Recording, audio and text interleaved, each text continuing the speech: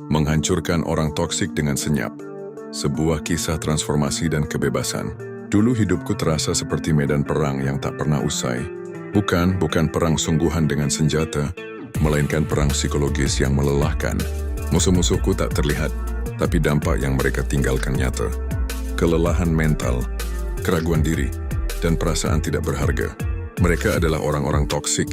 Aku yakin kamu pernah merasakan hal yang sama. Orang toksik ada di mana-mana, di kantor, di lingkungan pertemanan, bahkan terkadang di lingkaran keluarga.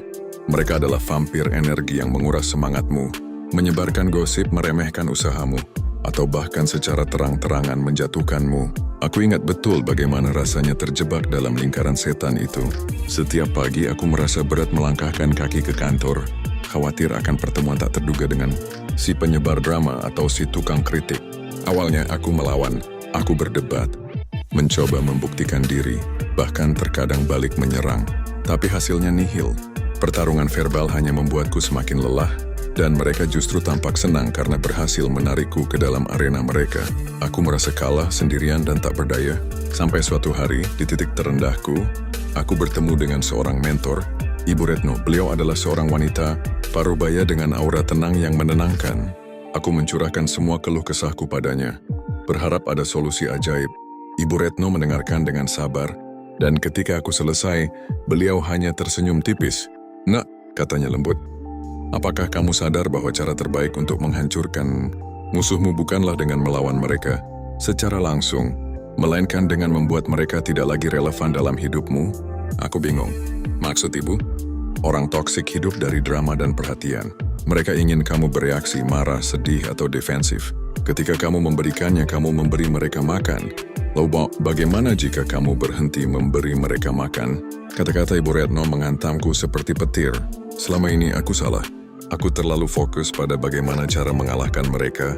Padahal yang seharusnya kulakukan adalah membuat mereka tidak punya kekuatan lagi atas diriku. Sejak saat itu, aku memutuskan untuk belajar seni menghancurkan orang toksik dengan senyap. Ini bukan tentang balas dendam yang merusak, tapi tentang membangun kembali diriku dan memutus rantai kendali mereka. Membangun pertahanan diri yang tak terlihat. Langkah pertama yang diajarkan Ibu Retno adalah membangun pertahanan diri. Bukan tembok, melainkan perisai mental yang kuat. Pertama, aku harus bisa mengidentifikasi siapa saja orang toksik itu dan bagaimana mereka beroperasi. Ibu Retno memintaku membuat daftar. Ada si tukang gosip yang selalu menyebarkan rumor, si pasif agresif yang tersenyum di depan tapi menikam dari belakang, si tukang kritik yang tak pernah puas, dan si tukang ngeluh yang selalu menarik energiku ke bawah. Mengenali pola mereka adalah langkah awal untuk tidak terjebak. Kemudian aku belajar tentang batasan yang tegas, boundaries. Ini adalah poin paling krusial. Aku mulai belajar untuk mengatakan tidak. Dulu aku selalu merasa tidak enak menolak permintaan atau ajakan. Tapi Ibu Retno bilang, "Kamu tidak bisa menuangkan dari cangkir yang kosong, Nak." Aku mulai menetapkan batasan tentang waktu, energi, dan emosiku. Jika ada ajakan yang terasa menguras energi, aku menolaknya dengan sopan tapi tegas. Jika ada percakapan yang mulai mengarah ke gosip, aku mengalihkannya atau undur diri. Lalu ada detachment emosional. Ini yang paling sulit tapi paling efektif. Orang toksik berkembang biak di lahan emosi negatif. Ibu Retno menyarankanku untuk membayangkan diriku berada di balik kaca pelindung. Aku bisa melihat dan mendengar apa yang mereka katakan, tapi itu tidak bisa menembus dan melukaiku. Aku melatih diriku untuk tidak bereaksi berlebihan. Jika ada kritik, aku mendengarkan, memfilter yang relevan, dan membuang yang tidak. Jika ada provokasi, aku mengambil napas dalam-dalam dan tidak membalas. Ketenangan adalah senjata rahasia. Yang tak kalah penting adalah meningkatkan kesadaran diri. Orang toksik berhasil mempengaruhiku karena aku tidak yakin pada diriku sendiri. Aku mulai fokus pada pengembangan diriku. Aku membaca buku, belajar keterampilan baru dan berolahraga. Semakin kuat dan yakin aku pada diriku, semakin sulit bagi kata-kata atau tindakan mereka untuk menggoyahkanku. Aku menyadari bahwa nilaiku tidak ditentukan oleh pandangan orang lain. Taktik senyap untuk netralisasi. Setelah pertahanan diriku kuat, saatnya menerapkan strategi yang lebih aktif, namun tetap senyap. Ini bukan tentang konfrontasi, melainkan tentang mengubah dinamika interaksi. Salah satu taktik paling ampuh adalah memberikan respons yang minim dan netral. Jika seseorang toksik mencoba memancing reaksi, berikan respons yang sesingkat dan senetral mungkin.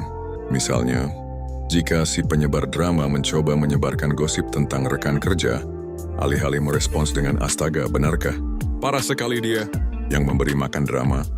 Aku akan berkata, oh begitu ya, atau terima kasih infonya. Lalu segera ganti topik atau akhiri percakapan. Aku tidak pernah menambahkan komentar atau bertanya lebih lanjut. Ibu Retno juga mengajarkan teknik Grey Rock. Jadilah membosankan dan tidak menarik bagi orang toksik. Jangan menunjukkan emosi, jangan berbagi informasi pribadi yang bisa mereka gunakan, dan jangan memberikan reaksi apapun. Contohnya ketika si tukang kritik mencoba meremehkan prestasiku, daripada defensif dengan berkata, apa maksudmu? Aku sudah berusaha keras. Ya, aku akan merespons dengan tenang. Oke, terima kasih atas masukannya. Tanpa emosi, tanpa penjelasan, tanpa pertahanan. Orang toksik akan kehilangan minat karena mereka tidak mendapatkan bahan bakar emosi dari diriku.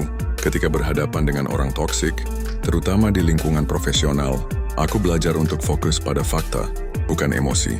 Misalnya jika si pasif-agresif mencoba menyalahkanku atas suatu kesalahan, alih-alih merespons secara emosional, aku akan berkata, berdasarkan data X dan laporan Y, tugas ini berada di bawah tanggung jawab. Zaid, saya akan memastikan untuk meninjau kembali prosedur di masa depan. Ini fokus pada fakta, mengesampingkan emosi. Jika memungkinkan, aku juga akan menjaga jarak fisik dan sosial. Aku minimalkan interaksi, memilih meja yang jauh di kantor, menghindari pertemuan yang tidak perlu, atau membatasi waktu yang dihabiskan bersama mereka di acara sosial. Aku tidak perlu mengumumkan penarikan diriku, cukup lakukan secara bertahap dan senyap. Terakhir, membangun jaringan dukungan sangat penting. Aku mengelilingi diriku dengan orang-orang positif yang mendukung. Mereka adalah penyeimbang dari energi negatif yang kualami.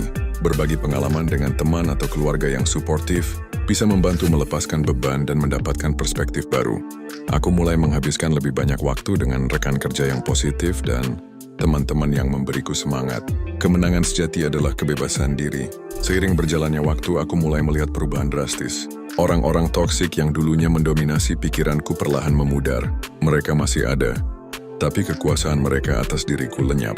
Aku ingat suatu hari, si penyebar drama mencoba memprovokasiku lagi dengan gosip baru yang sangat menyakitkan tentangku. Dulu aku akan langsung tersulut, tapi kali ini aku hanya tersenyum tipis, mengalihkan pandangan, dan melanjutkan pekerjaanku. Aku melihat kebingungan di matanya. Dia mencoba lagi, dengan nada yang lebih tajam. Aku tetap tenang, tidak memberikan respons apapun. Akhirnya, dia menyerah, wajahnya menunjukkan frustrasi. Itulah momen menghancurkan dengan senyap. Bukan aku yang menghancurkannya, tapi dia yang menghancurkan dirinya sendiri karena tidak mendapatkan respons yang dia inginkan. Dia menjadi tidak relevan bagiku. Aku belajar bahwa melarikan diri dari orang toksik bukanlah tanda kelemahan, melainkan kekuatan. Jika situasinya terlalu berat dan semua strategi sudah dicoba, langkah terbaik adalah menjauh sepenuhnya. Terkadang, menghancurkan mereka berarti memutuskan kontak sama sekali. Ini adalah bentuk perlindungan diri yang paling utama. Waktu dan energiku yang dulu terbuang untuk melawan orang toksik kini kuarahkan pada hal-hal yang membangun. Aku menjadi lebih produktif di kantor, hubunganku dengan orang-orang positif semakin erat, dan aku merasa lebih bahagia dan damai. Ini adalah kemenangan sejati. Mereka mungkin masih ada di sekitarmu, tetapi mereka tidak lagi menghuni pikiran dan hatimu. Ibu Retno pernah berkata, orang toksik seringkali adalah orang yang juga terluka, tapi lukamu bukan tanggung jawabmu untuk menyembuhkan mereka. Aku belajar untuk memiliki empati yang berjarak, memahami bahwa mungkin ada alasan di balik perilaku mereka, tetapi tetap menjaga jarak dan melindungi diriku. Kamu tidak harus menjadi kantong sampah emosional bagi siapapun. Mengidentifikasi akar dan pola berulang. Lingkaran setan toksisitas tidak selalu datang dari orang baru. Terkadang kita sendiri yang secara tidak sadar menarik pola-pola toksik tertentu. Fase ini berfokus pada pemahaman diri dan pola hubungan. Aku meninjau kembali hubungan-hubungan toksik yang pernah kumiliki. Apakah ada kesamaan dalam tipe orang toksik yang kutarik? Apakah ada pola respons yang selalu kulakukan yang justru memperburuk situasi? Misalnya, aku menyadari bahwa aku cenderung menjadi penyelamat bagi orang-orang yang selalu mengeluh, dan ini membuat mereka semakin bergantung pada drama mereka. Memahami pola ini membantuku untuk tidak mengulanginya. Aku juga belajar menemukan pemicu diri sendiri. Kadangkala, kita memiliki tombol tertentu yang dengan mudah dipencet oleh orang toksik. seperti rasa tidak aman tentang penampilan atau karier. Orang toksik seringkali adalah ahli dalam menemukan celah ini. Aku mulai mengidentifikasi apa saja pemicuku dan bekerja untuk memperkuat area-area tersebut. Semakin sedikit tombol yang bisa mereka pencet, semakin kuat aku. Aku juga introspeksi tentang peranku dalam dinamika toksik. Apakah ada peran yang secara tidak sadar aku mainkan? Mungkin aku terlalu pasif, atau terlalu ingin menyenangkan semua orang, sehingga membuka pintu bagi orang toksik untuk memanfaatkanku. Mengakui peran ini bukan berarti menyalahkan diri sendiri, melainkan memberdayakan diri untuk mengubahnya. Ibu Retno selalu menekankan, kamu tidak bertanggung jawab atas tindakan mereka, tetapi kamu bertanggung jawab atas reaksimu. Setelah memahami pola-pola ini, aku mulai menetapkan toleransi nol terhadap toksisitas. Artinya, begitu aku mengidentifikasi ciri-ciri awal toksisitas dalam interaksi baru, aku segera menerapkan batasan dan strategi netralisasi. Aku tidak menunggu sampai situasinya memburuk. Membangun kehidupan yang berlimpah positivitas, menghancurkan orang toksik dengan senyap, bukan hanya tentang menghilangkan yang negatif, tapi juga tentang mengisi kekosongan dengan hal-hal yang positif. Aku secara sadar mulai mengelilingi diriku dengan lingkungan sosial yang mendukung lingkaran emas, yaitu orang-orang yang mengangkat, menginspirasi, dan memberiku energi positif. Ini bisa berarti mengurangi waktu dengan beberapa kenalan lama dan mencari teman baru yang sejalan dengan nilai-nilaimu. Aku juga mulai menekuni hobi dan minat yang membangun, yang memberikan kebahagiaan dan kepuasan pribadi. Aktivitas-aktivitas ini tidak hanya mengisi waktu luangku, tetapi juga menjadi sumber kebahagiaan dan pencapaian yang tidak bisa dipengaruhi oleh orang lain. Ini adalah cara untuk menciptakan pulau kedamaian di dalam diriku.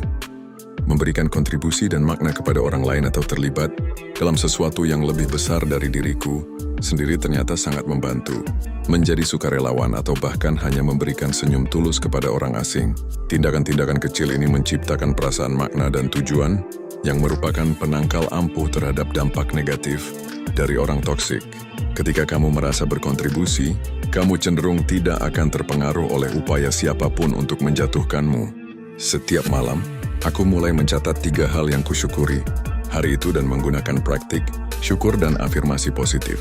Praktik-praktik sederhana ini melatih pikiranku untuk fokus pada hal-hal baik dan membangun fondasi mental yang positif, seperti membangun sistem kekebalan tubuh mental yang kuat, mempertahankan kebebasan dan menginspirasi orang lain. Ini adalah phase terakhir, di mana kebebasan dari toksisitas tidak hanya dipertahankan, tetapi juga menjadi sumber kekuatan untuk membantu orang lain. Tanpa perlu banyak bicara, perubahan dalam diriku menjadi terlihat. Teman-teman dan kolega mulai bertanya mengapa aku terlihat lebih tenang, lebih bahagia, dan lebih produktif. Aku tidak perlu mengkhotbahi mereka tentang orang toksik, cukup tunjukkan melalui tindakanku. Hidupmu sendiri adalah pesan terkuatmu. Aku bisa menceritakan kisahku, seperti yang kulakukan sekarang, untuk menginspirasi orang lain. Jika ada yang datang padaku, mencari nasihat tentang bagaimana menghadapi orang toksik, aku akan berbagi pelajaran yang kudapat dari Ibu Retno, menekankan pentingnya batasan, detachment emosional, dan pembangunan diri. Namun aku juga belajar bahwa tidak semua orang siap untuk perubahan, jadi aku hanya akan memberikan bimbingan dan dukungan jika diminta, dan dengan cara yang memberdayakan. Aku selalu waspada terhadap tanda-tanda awal toksisitas sebagai bentuk perlindungan. Jangka panjang, aku tahu bahwa orang toksik akan selalu ada, tetapi aku sekarang memiliki alat dan strategi untuk menghadapi mereka. Ini seperti memiliki kit P3K mental yang selalu siap. Jika seseorang mulai menunjukkan tanda-tanda toksik, aku akan segera menerapkan batasan dan meminimalkan interaksi. Aku juga belajar untuk menerima proses yang berkelanjutan. Ada kalanya aku masih merasa sedikit terpengaruh atau menghadapi situasi yang menantang. Namun aku tahu bahwa ini adalah bagian dari menjadi manusia. Yang terpenting adalah bagaimana aku meresponsnya. Aku belajar untuk memaafkan diriku jika aku sesekali terpeleset, dan kemudian kembali lagi ke jalur yang benar. Ini adalah tentang konsistensi, bukan kesempurnaan. Kisahku adalah kisah tentang bagaimana aku bertransformasi dari korban menjadi penguasa diri sendiri. Menghancurkan orang toksik dengan senyap bukanlah tentang balas dendam yang destruktif, melainkan tentang mengambil kembali kekuatanmu, menetapkan batasan yang sehat, dan memprioritaskan kedamaian batinmu. Ini adalah proses, tidak akan terjadi dalam semalam. Akan ada hari-hari ketika kamu tergoda untuk kembali ke pola lama, Tapi ingatlah pelajaran Ibu Retno, setiap kali kamu menolak untuk memberikan perhatian dan reaksi yang mereka inginkan, kamu mengambil kembali sepotong dirimu. Sekarang, ketika aku melihat kembali ke masa lalu, aku tidak melihat seorang korban yang lelah, melainkan seorang penyintas yang kuat.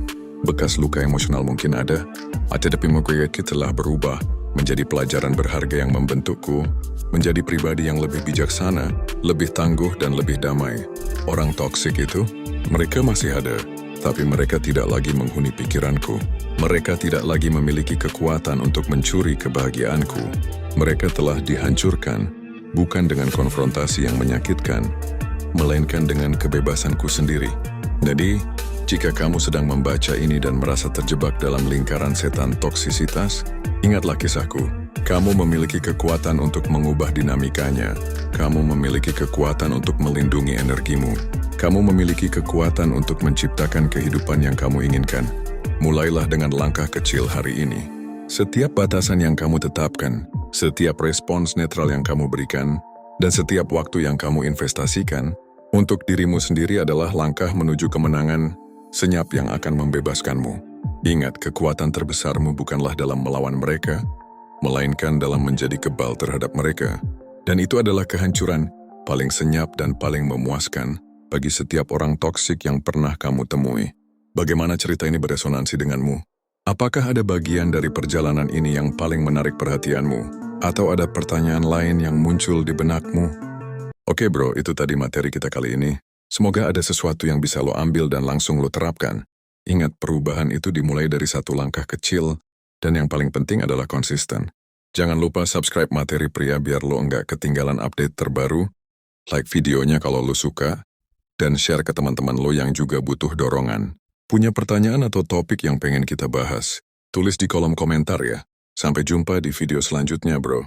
Tetap semangat, tetap jadi pria berkualitas. Inilah Materi Pria,